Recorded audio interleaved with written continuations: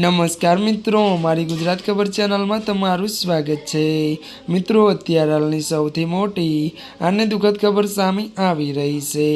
હજી હા મિત્રો, એક સાથે 18ની ચિતા સળગી। ત્યારે મિત્રો વાત કરવામાં આવે તો એક સાથે 18ની ચિતા સળગી ગામ ઉકે ચડી। વિગતવાર વાત કરવામાં આવે તો ગુજરાતના ડીસામાં ફટાકડાની ફેક્ટરીમાં બ્લાસ્ટમાં મોતને ભેટેલા મધ્યપ્રદેશના 18 લોકોના અંતિમ સંસ્કાર એક સાથે કરવામાં આવશે।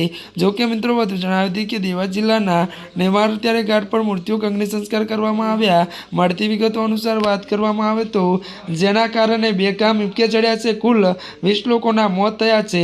મળતી વિગતો વાત કરીએ તો જેમાંથી 10 દેવાસ જિલ્લા અને 8 દેવરા જિલ્લાના હતા।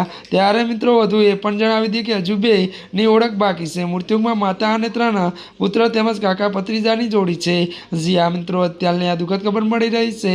ત્યારે મિત્રો આજના માટે આટલું જ। અમારી ચેનલમાં નવા હોય તો અમારી ચેનલને મિત્રો લાઈક, શેર અને સબસ્ક્રાઈબ કરી